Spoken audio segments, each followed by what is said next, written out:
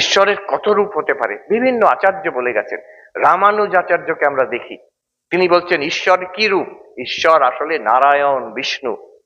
তিনি বৈকুণ্ঠে আছেন, তিনি জগৎ সৃষ্টি স্থিতি প্রলয় করেন। আর কি, তিনি তো দূরে, বৈকুণ্ঠে তো অনেক দূর হয়ে গেল। তো তিনি সর্বভূতে আমাদের সবাইকার হৃদয়ে আছেন অন্তর্যামী রূপে। Inner controller, the inner witness, that is the second part. ঈশ্বরের কত রূপ, এই আরেকটা দ্বিতীয় রূপ আমাদের মধ্যে আছেন, সবাইকার মধ্যে। কিন্তু সে তো অদৃশ্য, আমি তো দেখতে পাচ্ছি না। হয়তো যোগী ধ্যান করে দেখতে পারে, আমি তো দেখতে পাচ্ছি না।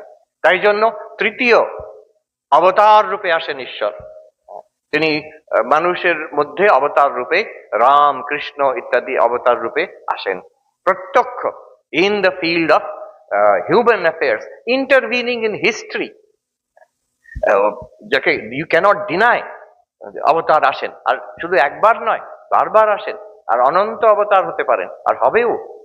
তো অবতার তত্ত্ব আমার মনে আছে, বিখ্যাত, অতি বিখ্যাত বাঙালি ইন্টেলেকচুয়াল, যাকে সাধারণত ধর্মের সঙ্গে জোড়া যায় না, প্রফেসর গায়ত্রী স্পিভাক।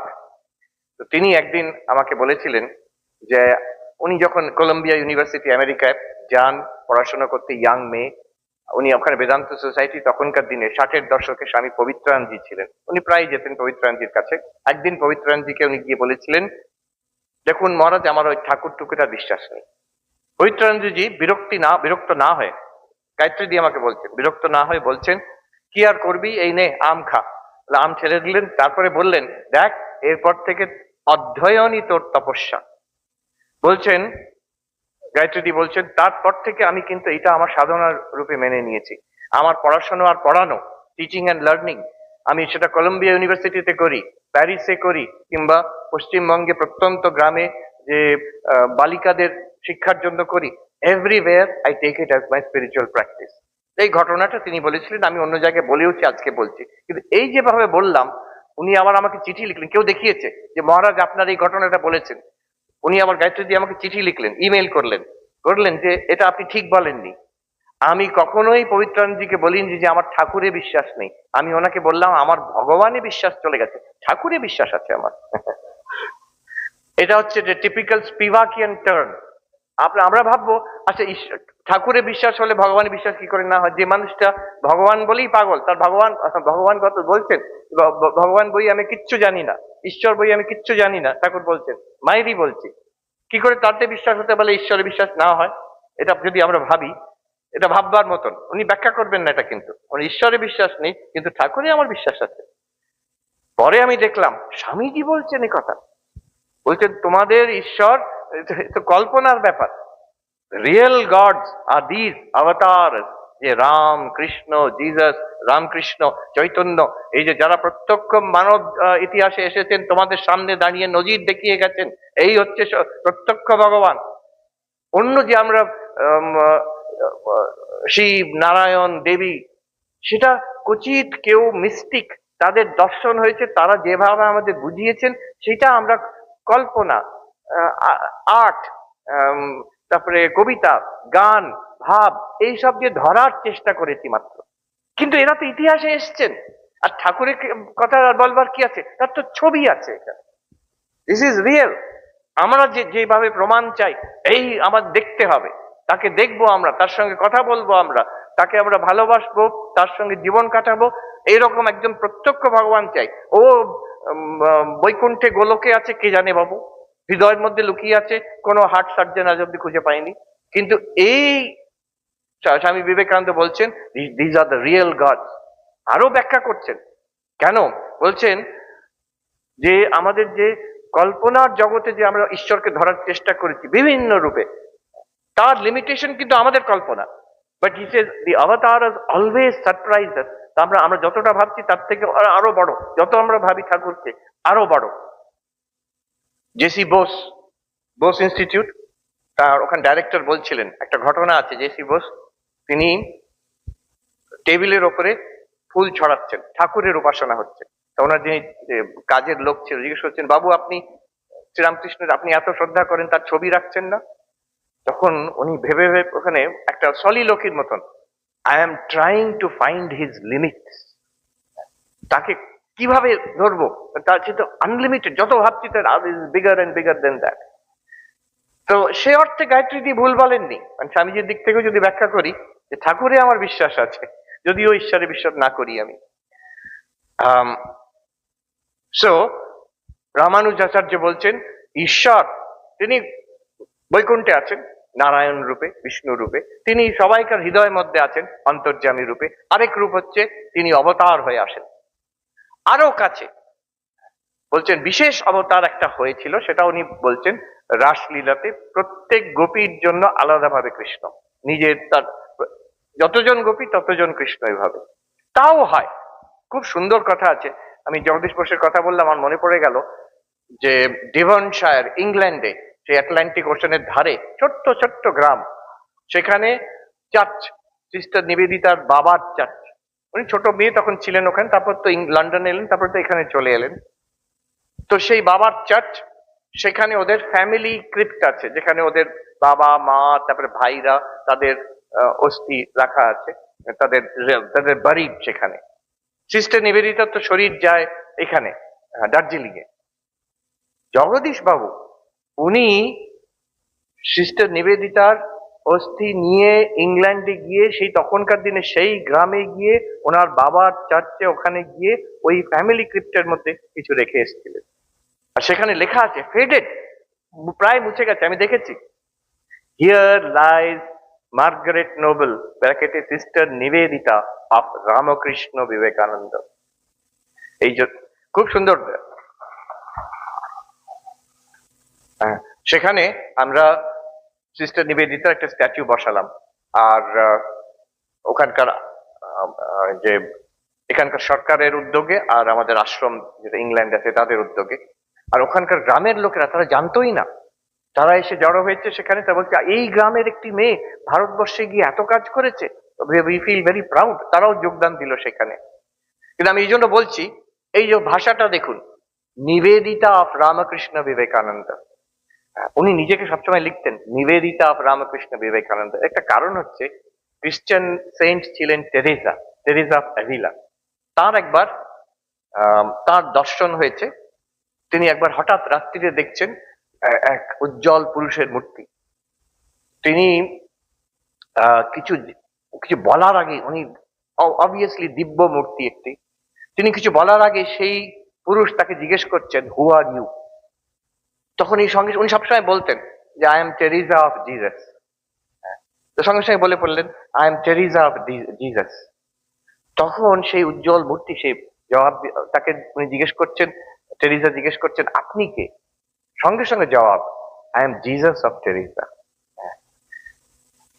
এই যে প্রত্যেক গোপীর জন্য আলাদা কৃষ্ণ, আমি তোমার তুমি আমার, এই ভাব রামানুজাচার্য বলছেন এও হয় এইরকম, যে ঈশ্বর আরো নিকটে। আচ্ছা, আরো সবচেয়ে নিকট, আরো বলছেন ঈশ্বরের আরেক রূপ, বলছেন অর্চ অবতার, যেখানে বিধি মেনে ঈশ্বরের মূর্তি কিংবা প্রতিকৃতি কিংবা আকৃতি কিংবা প্রতীক স্থাপনা করে বিধি ঠিকভাবে পুজো আর্চা হয়, সেখানে ঈশ্বর আছেন। ওটা সিম্বল নয়, সিম্বল নয়, প্রতীক নয়, ওখানে অ্যাকচুয়ালি গড ইজ প্রেজেন্ট। এবং একাধিকবার হয়েছে বেলুড় মঠের মন্দিরে সাধকরা দর্শন পেয়েছেন, ঠাকুর স্বয়ং বসে আছেন। আমাদের বলেছেন প্রবীণ সন্ন্যাসী, তখন আমি ব্রহ্মচারী, আমি মন্দির মুচ্ছি, তখনকার তিনি খুব পুরানো সাধু, দাঁড়িয়ে দেখছেন ঠাকুর, তখন কাঁচ ছিল না ঠাকুরের মূর্তির সামনে, দাঁড়িয়ে দেখছেন। তারপর বলছেন কি দেখছেন? এই দেখো ঠাকুর, দেখতে পাচ্ছ না, ঠাকুর বসে আছেন দেখো। This Archa avatar, in those sacred images there is a divine presence already there. এই এত রূপে ঈশ্বর আছেন। এর আরো এগিয়ে গিয়ে কবির দাসজি বলছেন যে রাম, কত রকম রাম হয়? 4 রকম রাম হয়। एक राम दशरथ का बेटा, दूजा राम जगत पसेरा, तीसरा राम घट घट में लेटा, और चौथा राम सबसे न्यारा। এক রাম হচ্ছেন অবতার, রাজা দশরথের যে পুত্র, যিনি রাজা রামচন্দ্র, তিনি অবতার, তিনি হচ্ছেন সেই ঈশ্বর। ঈশ্বরের অবতার, এই এক। দ্বিতীয়, সেই রাম তো এলেন, আবির্ভাব হলো, তিরোধান হলো, কিন্তু যে নিত্য রাম আছেন তিনি সেই বৈকুণ্ঠতে আছেন নারায়ণ রূপে, জগৎ পশেরা, তিনি হচ্ছেন বেদান্তের যে সগুণ ব্রহ্ম, স্থিতি সৃষ্টি স্থিতি লয় করছেন। ব্রহ্মসূত্রে আছে জন্মাদ্যস্য যতঃ অস্য জগত জন্ম স্থিতি ভঙ্গ যস্মাৎ তদ ব্রহ্ম। ব্রহ্ম কি? এই বিশ্ব ব্রহ্মাণ্ডের স্থিতি, উৎপত্তি, স্থিতি আর লয় যাতে হয়, সেই হচ্ছে ব্রহ্ম। সে হচ্ছে আরেক রকম রাম, সেই রাম ওখানে আছেন। আবার বলছেন থার্ড রাম, ঘট ঘট মেলে, এটা প্রত্যেক এন্টিটি সর্বত্র, তার সবকিছুর মধ্যে কণায় কণায় সে রাম বসে আছে, প্রত্যেক জীবের মধ্যে, লিভিং অ্যান্ড নন লিভিং। এটা দেখুন, রামানুজ থেকে কিন্তু এক স্টেপ এগিয়ে গেলেন। রামানুজ এই অব্দি এলেন যে অর্চ অবতারে সেখানে নারায়ণ আছে।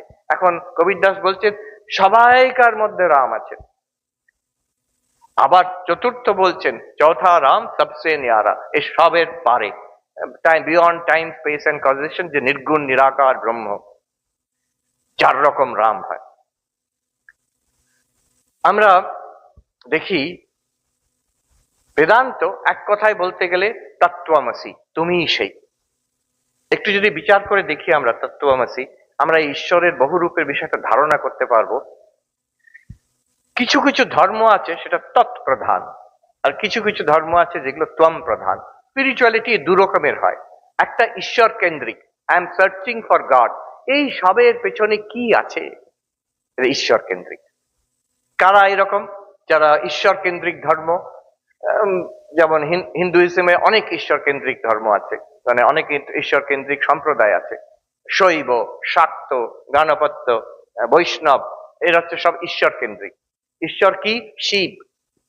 ঈশ্বর কি? কালী, দুর্গা। ঈশ্বর কি? নারায়ণ। তো এটা হচ্ছে তৎপ্রধান, ঈশ্বর কেন্দ্রিক। ক্রিশ্চিয়ানিটি ঈশ্বর কেন্দ্রিক, ফাদার ইন হেভেন, ঈশ্বর কেন্দ্রিক। ইসলাম ঈশ্বর কেন্দ্রিক, আল্লাহ আছেন। জুডাইজম, ইয়েহোভা, ঈশ্বর কেন্দ্রিক। These are all God-centered religions. Zoroastrianism, God-centered religion. তৎ পদার্থ প্রধান, এইভাবে যদি আমরা বেদান্তে ভাষাতে বলি, এই সব ধর্ম তাতে এই করে আছে। আবার অন্যরকম ধর্ম আছে, ঈশ্বর ছাড়াও ধর্ম হয়, সেও ঈশ্বরের আরেক রূপ। কেমন? যেমন আমরা সঙ্গে সঙ্গে বলবো বৌদ্ধ ধর্ম। আমরা জানি এই দেশে, এই বাংলা, উড়িষ্যা, এইসব জায়গায় তো বৌদ্ধ ধর্মের ঘাঁটি ছিল এক সময়। তো এই ধর্মে কিন্তু ঈশ্বর নেই, ধর্মে ঈশ্বর নেই। There is no God in this religion. তারা হয় অ্যাগনস্টিক, গডের বিষয় বলতে চায় না, আদারওয়াইজ গড নেই বলে ওরা প্রমাণ করার জন্য উঠে পড়ে লেগেছে। There is no god at all. তাতে তাহলে কি কিরকম রিলিজন এটা? আমি কে, not god, who am I, এটা হচ্ছে অনুসন্ধানের ব্যাপার। This is the spirituality, is the self realisation. বৌদ্ধ ধর্ম এরকম, ভারতবর্ষে এরকম একাধিক ছিল। তারপরে আমাদের জৈন ধর্ম এরকম, ঈশ্বর নেই তাতে। হিন্দুইজমের মধ্যে সাংখ্য, পাতঞ্জল যোগ, এরা কিন্তু পাতঞ্জল যোগে ঈশ্বর আছেন, কিন্তু সেটা আমাদের সৃষ্টি স্থিতি লয় করা ঈশ্বর নন। আর সেখানে সাংখ্য, যোগ, এগুলো সবগুলো হচ্ছে আত্মার অনুভূতির জন্য, সেলফ রিয়েলাইজেশন। তো এগুলো হচ্ছে ত্বম প্রধান ধর্ম। তো দুরকম ধর্ম হলো, দুরকম রিলিজিয়ন হলো। একটা হচ্ছে গড সেন্টার্ড রিলিজিয়ন, আর সেলফ সেন্টার্ড বলবো না, শুনতে খারাপ লাগে, তো সেলফ এনকোয়ারি বেসড রিলিজিয়ন, আমার আত্মা অনুসন্ধান বেসড। আর দুটোরই সুবিধে আছে আর অসুবিধে আছে। আচ্ছা, একটা এখানে মজার বলি, ওই ভ্যাটিকানি কনফারেন্সে ওদের খ্রিস্টান, মুসলমান, বিশেষ করে ওয়েস্টে, গড ছাড়া রিলিজিয়ন হয় এটা ওরা ভাবতে পারে না, ওরা কখনো দেখেইনি। ওরা দেখেছে ক্রিশ্চিয়ানিটি আর জুসদের দেখেছে। সে যে কি করুণ কাহিনী, আমি পুরো রোম হেঁটে হেঁটে ঘুরে ঘুরে দেখেছি, এনশিয়েন্ট রোম, 2000 বছরের ইতিহাস। এই 100, 200, 100, 150 বছর আগে অব্দি জুইশ কোয়ার্টার, একটা জায়গায় জুইশ লোকেরা থাকতো, ইহুদিরা। রাত্রিবেলা তাদের সব ওখানে ঠেলে দিয়ে দরজা লক করে দেওয়া হতো, মানে ওই এরিয়া থেকে বেরোতে পারবে না তারা, এরকম ভাবে তাদের ট্রিট করা হয়েছে। যাই হোক, গড সেন্টার্ড রিলিজন। এবার ঈশ্বর ছাড়া রিলিজিয়ন হতে পারে ভাবতেই পারে না। যখন মিটিং হচ্ছে, একজন প্রফেসর, ওখানে ইউনিভার্সিটির প্রফেসর, ইটালিয়ান মহিলা, তিনি বলছেন, of course Buddhism is not really a religion, বলছেন। একজন বুদ্ধিস্ট মঙ্ক ক্যাম্বোডিয়া থেকে এসেছে, তার সঙ্গে আমি বন্ধুত্ব করেছিলাম, তিনি পাশে বসে আছেন, আমি তাকে এরম করছি, কি বলে Buddhism is not really a religion. তো গড ছাড়া রিলিজিয়ন কি করে হবে? রিলিজিয়ন মানে তো গড, গডে বিশ্বাস। এখন দু রকম এই রিলিজিয়নের সুবিধে আছে, অসুবিধে আছে, অ্যাডভান্টেজ ডিসঅ্যাডভান্টেজ। গড সেন্টার্ড রিলিজিয়নের ডিসঅ্যাডভান্টেজ হচ্ছে, ঈশ্বর কেন্দ্রিক ধর্মের ডিসঅ্যাডভান্টেজ হচ্ছে বিশ্বাস নাও হতে পারে। ঈশ্বর কেন্দ্রিক ধর্ম আরম্ভ হয় বিশ্বাসের ওপরে। ঠাকুরও বলছেন সচ্চিদানন্দের খেই বিশ্বাসে। ইট বিগিনস উইথ ফেথ, শ্রদ্ধা দিয়ে আরম্ভ হয়। প্রথমেই যদি আমি বলি কি করে জানবো ঈশ্বর আছেন, প্রথমেই যদি বলি আমি ওইসব বিশ্বাস করি না, তাহলে আরম্ভই হবে না।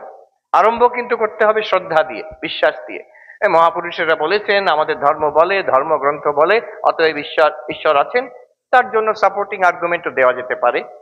সেইখানে মুশকিল হয়ে যায় কি, মানুষ যদি বলে আমি বিশ্বাস করবো না, সেখানে অ্যাংজাইটি হয়। যে বিশ্বাস করে তারও অ্যাংজাইটি হয়। এক সময় আসে সাধকের, সত্যি কি আছেন, সত্যি কি আছেন? এইখানে মাদার টেরেসা ছিলেন, তার ডায়েরিতে উনি মারা যাওয়ার আগে শেষের দিকে ডায়েরি, তখন উনি প্রবীণ, তার ডায়েরিতে আছে, I pray and pray into the darkness, no reply comes. আমি প্রার্থনা করে যাচ্ছি যেন অন্ধকারের মধ্যে কোনো জবাব নেই। তিনি তখন অ্যাডভান্স নান, শেষের বয়সে। তো এটা সন্দেহ আসতে পারে, এরকম কিছু আছে। ঠাকুরও বলছেন এটা কি শুধু মূর্তি, পাথরের মূর্তি, না এটা কি জীবন্ত? মা কালী সত্যি আছেন, নাকি একটা এই মূর্তি, পাথরের মূর্তিকে আমি, প্রস্তর মূর্তিকে পুজো করে যাচ্ছি? So this question, does god exist, এটা ডাউট। এটা যে নাস্তিক তারও আসতে পারে, আস্তিক তারও আসতে পারে। কেন এই প্রশ্নটা আসে? যেহেতু বিশ্বাসের উপর, বিশ্বাস তো নড়ে যেতেও পারে। তাই জন্য এইসব ধর্মে দেখা যায় যারা স্কলার, থিওলজিয়ান, তারা চেষ্টা করে ঈশ্বরের অস্তিত্বর প্রমাণ দেওয়ার, ফিলোসফিক্যালি, যুক্তি দিয়ে। ক্রিশ্চিয়ানিটিতে আছে Saint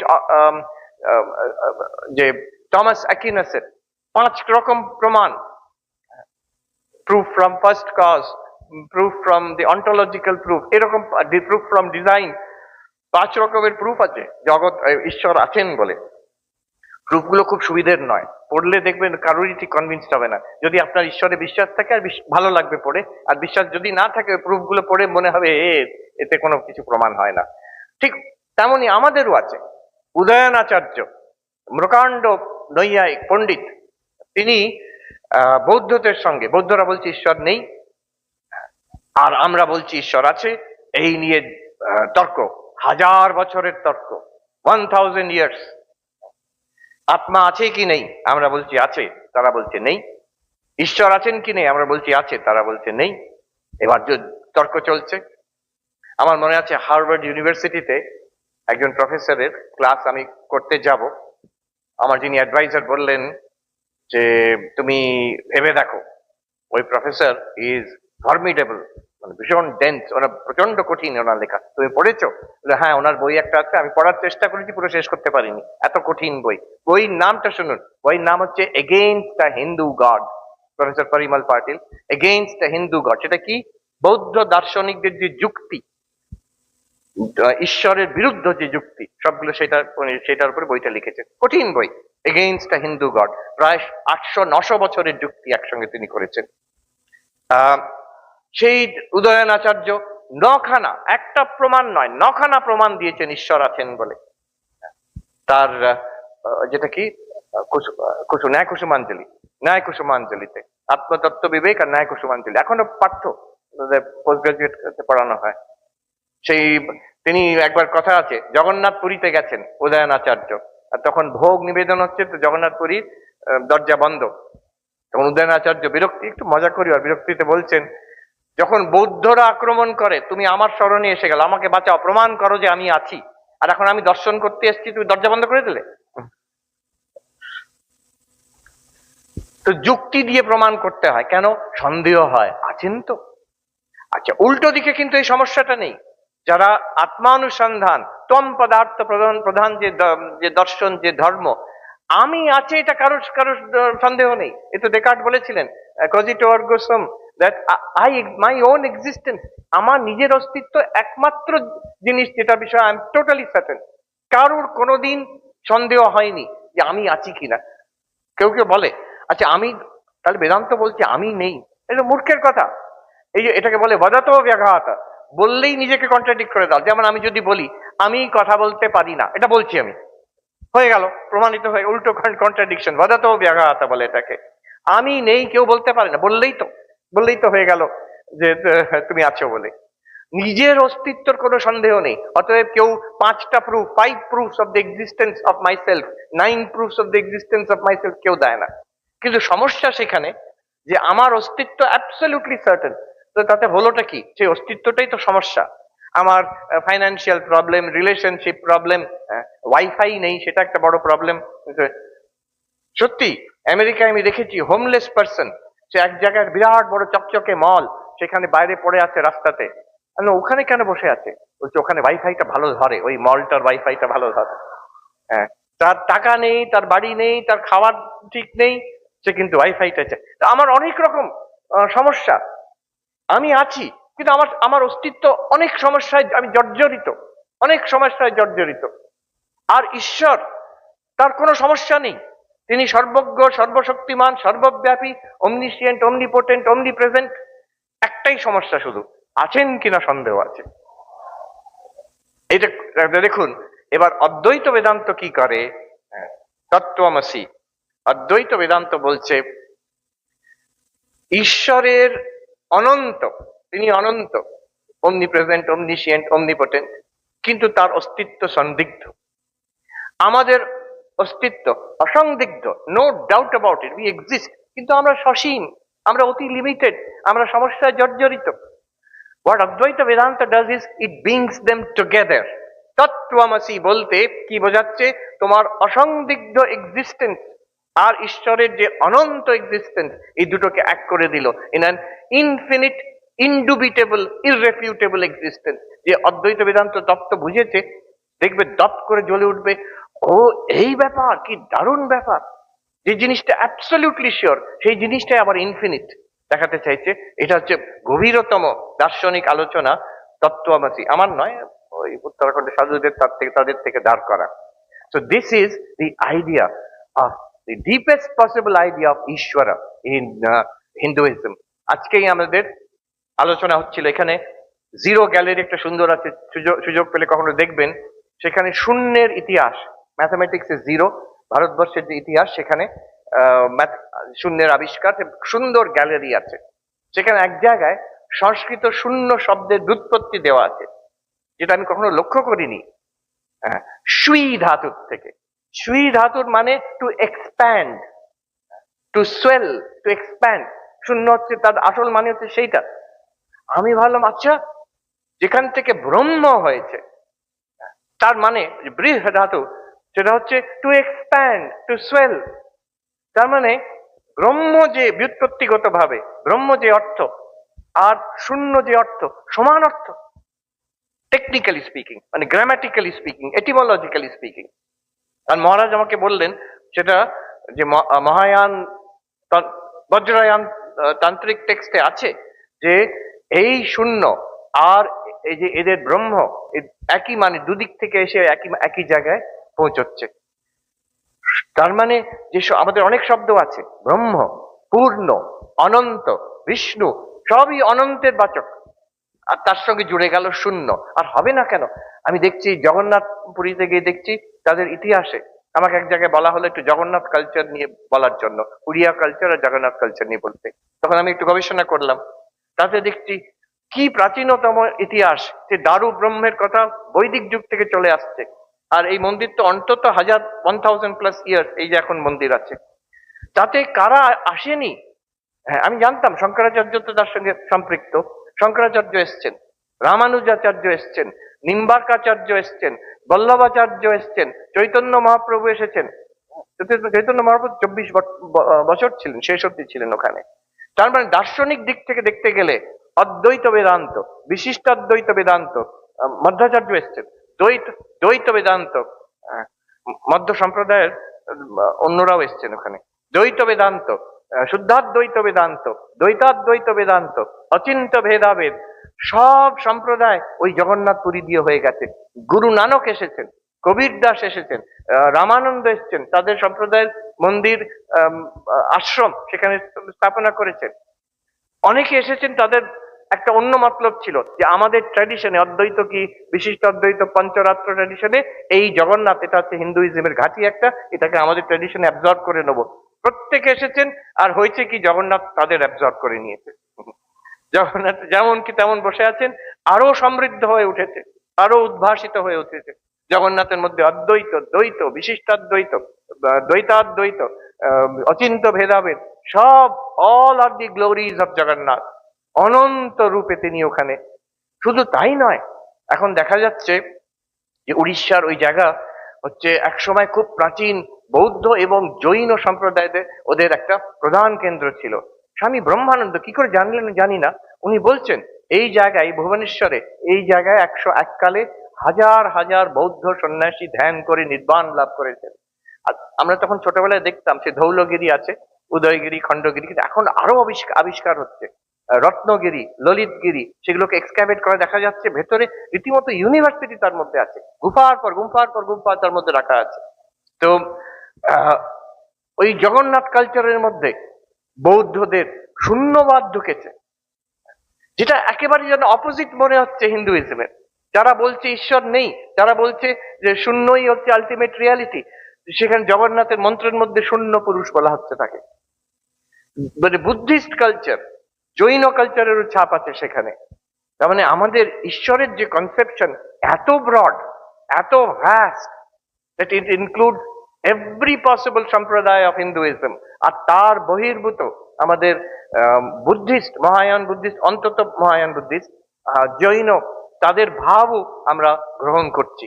this is the tremendous diversity of our understanding of Ishvara in Hinduism, আমাদের যে ঈশ্বরে বহুরূপে ঈশ্বর। আমার রিসেন্টলি দেখা হলো নিউ ইয়র্কে একজন শূন্যবাদী বৌদ্ধর সঙ্গে দেখা হলো। তো আমার খুব শূন্যবাদী ইন্টারেস্ট ছিল ট্রেনিং সেন্টার থেকে। আমাদের আচার্য মহারাজ ছিলেন তখন, পড়াতেন পূজনীয় গৌরদাস মহারাজ। ক্লাসে ঢুকলে উনি বলতেন ওই শূন্যবাদী এসেছে, বলতেন আমাকে। তো এবার একজন পরিচয় হলো, টিবেটান একজন মাস্টার। তিনি আমাকে বোঝালেন যে আমাদের শূন্যবাদেরও বিভিন্ন স্কুল ওদের আছে।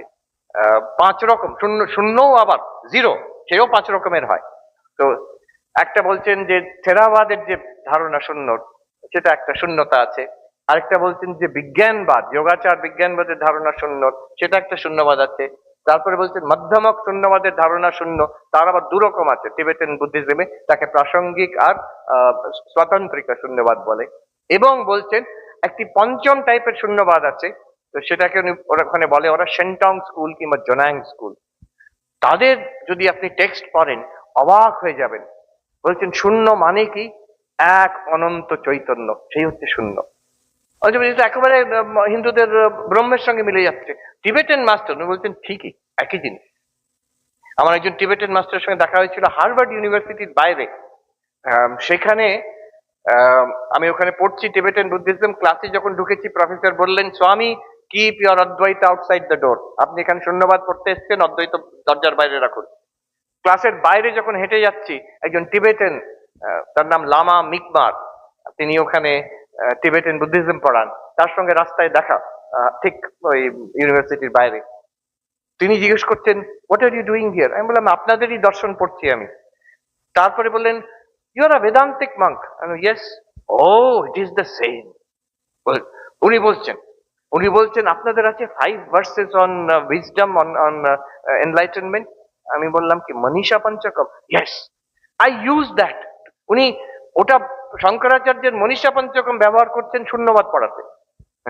তো দেখুন, এই যে আমাদের কম্পোজিট কালচার অফ হিন্দুইজম, আরো বৃহত্তর হিন্দুইজম, যার মধ্যে আমি ইনক্লুড করছি অন্য অন্য ধর্ম মত, বহু রূপে ঈশ্বর, আমাদের পুরুষ রূপে, নারী রূপে, প্রাণী রূপে, পঞ্চভূত রূপে, সাকার রূপে, নিরাকার রূপে, আরো কত কি ঠাকুর বলছেন। আর যে তৎপদার্থ রূপে, তম পদার্থ রূপে, জীব রূপে ঈশ্বর, এই এত রকম ভাবে এবং বৌদ্ধদের যারা নিরীশ্বরবাদী, তাদের শূন্য রূপের ঈশ্বর সেও, আমি আজকে নতুন করে বলছি না, 1000 বছর ধরে, 1500 বছর ধরে জগন্নাথের পুজোতে সেই কথাই বলে আসা হচ্ছে। This is our extraordinary heritage, this is our understanding of ঈশ্বর। আরো আলোচনা হবে আজকে প্রশ্ন উত্তর পর্বে। আমি শ্রী শ্রী ঠাকুর মা স্বামীজির কাছে প্রার্থনা জানাই যে এই উদার ভাব যেটা আমাদের হিন্দুদের মধ্যে আছে এটা বজায় থাকুক এবং অন্য অন্য সম্প্রদায়তে, এই দেশে এবং পৃথিবীতে এটা ছড়াক। স্বামী বিবেকানন্দ বলেছেন, কেন আমরা আমেরিকাতে বেদান্ত সোসাইটি করেছি? আমরা কি কনভার্ট করতে গেছি? না, আমরা চাইছি এই যে উদার ভাবগুলো, এইগুলো সর্বধর্মতে, আর যারা ধর্মের বহির্ভুক্ত, যারা রিলিজনে বিশ্বাসও করে না, দিস আইডিয়াস শুড স্প্রেড। আর স্প্রেড করছে, there is no doubt, little by little. যেখানে হচ্ছে হয়তো অল্প বিস্তার হচ্ছে, এই যে ভ্যাটিকানে যেটা হলো, যতটুকুই হয় ততটুকু ভালো। ঠিক দিকে তো প্রগ্রেসটা তো ঠিক দিকে হচ্ছে, উল্টো দিকে তো হচ্ছে না। এই তাদের কৃপাতে আমার ধারণা এই ভাব, এই অনন্ত ভাব, এই প্রকাণ্ড লিবারেল একটা উদার ভাব, বৃহতের ভাব, এটা ছড়াবে আমাদের মধ্যে। এটা আমাদেরই সম্পত্তি, এটা সারা বিশ্বব্যাপী ছড়াবে। এই প্রার্থনা ঠাকুর মা স্বামীজির কাছে। আর সবাইকে নমস্কার জানিয়ে শেষ করছি আমি। ধন্যবাদ।